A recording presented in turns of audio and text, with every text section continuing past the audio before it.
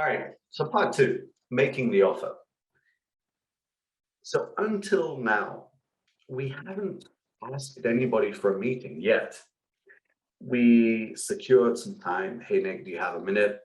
We talked about the background. I'm having a little trouble with the Hakuhodo account. We gave some detail specifically. I'm not sure how to price this contract. Now we need to ask for a meeting. So this part of the webinar is also pretty simple. We're going to ask for a meeting, and then we're going to either agree or reject a meeting. So agree to a meeting or reject a meeting. Notice the preposition. Agree to a meeting, reject a meeting. So not so challenging. Let's keep it nice and simple. Let me go back a second. When I ask for a meeting, now I always want the other person to know the purpose of the meeting. They should know the purpose, right? Because I give the background, I gave the specific detail of the challenge that I have or the specific thing that I want to share. So they should be able to guess. For me, that is the beauty of great communication. Great communication is a little bit like omotenashi. Omotenashi, often when we look at omotenashi in Google Dictionary, it translates as good service, good service. But one of my business heroes in Japan, Shima-san, PR guy at Hakuhodo, wonderful guy. He always told me omotenashi is about anticipation. Anticipation is preparing for what somebody wants in the future before they want it. And I love that definition. I think the English definition of omotenashi is really bad. It just translates to good service. But I never forget my favorite hotel in Kyoto. The second time I went to that hotel, I checked in at the front desk, and when I got to my room, there was a bucket of ice waiting for me because they knew I liked ice last time. I ordered some ice. That was great service. For me, that's like good communication. Good communication means that you don't give information step by step. You set up information so that people can expect what's going to happen. So what I mean here is that by this stage, the listener should be able to guess what the topic of your meeting is. They should be able to anticipate. They should be able to expect the topic of your meeting. You give the background. I'm having some trouble with the Hakuhodo account.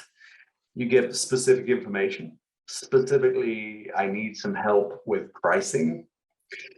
So now they can expect what you're going to ask. So could you meet with me to discuss this? So now you simply say, could you meet with me to discuss this? Give me some advice. Share your ideas. Make a decision. Make a choice. Whatever you want the other person to do, put it here. Could you meet with me to, and then use your verb. Be specific. What is the purpose of the meeting? Could you meet with me to give me some proposals? Give me some different ideas. It doesn't matter what you want, but be specific. The next part, be a little ambiguous. Sometime this week, sometime next week, sometime on Tuesday, sometime tomorrow. So you can be a little bit ambiguous, like sometime tomorrow, sometime on Tuesday, or you can be more ambiguous, sometime this week, sometime next week. That's up to you. But don't be specific at this point. Of course, you need to offer variety here. You need to offer flexibility. The final part of this sentence is really important. I need around 15 minutes of your time. I need around 15 minutes of your time. How many times has one of my team members in the past, or one of my colleagues, or somebody said to me, hey, Nick, can I meet with you tomorrow? Well, how long? What's the topic? Okay, I get the topic, but how long? So again, this is about respect, making sure we respect the other person. So always communicate what you think will be the expected meeting time. I need around 20 minutes of your time. I need around 30 minutes of your time. You can be a little bit optimistic here. That's okay. Yeah, I need around 10 minutes of your time, but don't be unrealistic. I need around 2 minutes of your time. That's not realistic, right? I need around 15 minutes of your time. So nice and simple. Here we offer the meeting. Could you meet with me to discuss this sometime this week? I need around 15 minutes of your time. If you are happy to accept the meeting, then now you can accept. This is the accept line, like this. It goes down this way. Sure, I have time for that. Sure, I have time for that. And then add some value. If you are accepting a meeting offer, add some value. Yeah, sure, I have time for that. And I have a few of my own ideas. Sure, I have time for that, and I'm looking forward to hearing it. Sure, I have time for that. I hope I can help. So one of the other things that many of the overseas companies' staff members report to me is that they feel it's a little bit like a TV game show, communicating sometimes with their Japanese counterparts. Yes, okay. No, sorry. Yes, okay. For many people, that might be a language problem. But for many people, that's also a culture problem. It's important to add value. If you accept an offer, add value to it. It doesn't matter what the offer is. Hey, Nick, can you come to my party next week?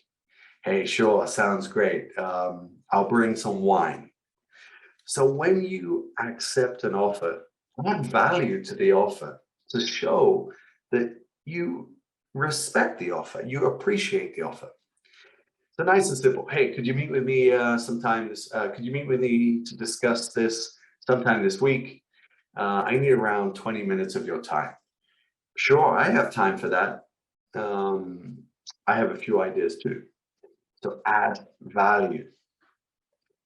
If you don't want to accept the meeting at the early stage, you can use something like this. Yeah, sorry, I'm not sure if I understand the purpose of the meeting. Sorry, I'm not clear on what I can contribute to the meeting. Sorry, can you get back to me when the details are confirmed? So use these sentences, use these statements when you think the meeting value is not enough for you. And I use these a lot. When somebody sends me an offer for a meeting, hey, Nick, do you have any time next week? Can I meet with you on Tuesday? My response is, sorry, I'm not sure if I understand the purpose of the meeting. Or if they say, hey, Nick, can you join a meeting next week on our marketing strategy in Vietnam? Vietnam?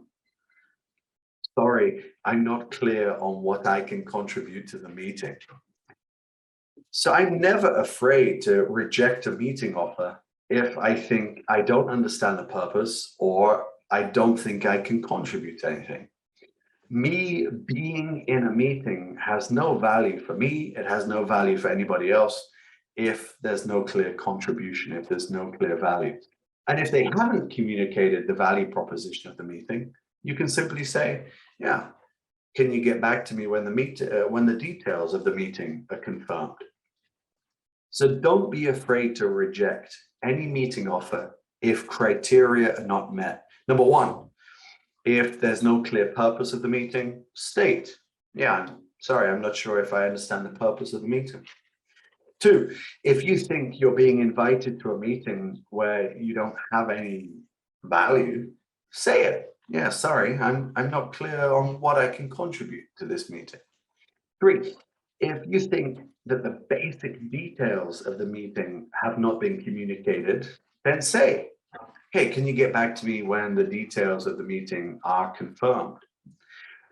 It takes some guts. It takes some bravery to reject early on. And what I found in my career so far is that often people will quickly accept a meeting offer because maybe they feel a sense of pride. Oh, somebody wants to meet with me. Oh, wow, yeah, I feel important. Oh, good. Yeah, life's good. But in the long term, this kind of negative cycle really brings the whole business down because we have a business culture of having meetings without really any clear purpose, without any clear value proposition for each individual stakeholder, and without any clear agenda or without any clear purpose. So in part 2 of this webinar, we looked a little bit at how to make an offer, how to ask for a meeting, how to agree to a meeting, how to reject a meeting.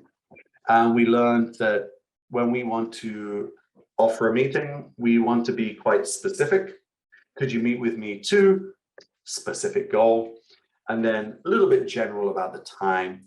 And then we want to communicate our expectation of how long it will take. If we agree to the offer, it's easy. Yeah, sure, I have time for that. But try to add some value. Yeah, sure, I have time for that. And I have a few ideas too. But if you want to reject the meeting at this stage, be very clear about it. I'm not sure if I understand the purpose. I'm not clear on what I can contribute. Can you get back to me when the details are confirmed? In the last 18 years, I found that people respect me a lot more when I don't accept so quickly. It's not that I want to reject everything, but I want people to communicate why they should use my time. All right, a little bit challenging here. Some long sentences. Don't forget, everybody joining this webinar today can watch this video again. You'll get an email 24 hours after the webinar finishes. And if you are a member of EST Online Series, you can watch it after 1 hour. All right, time for another quiz. Here we go. Let me get it set up.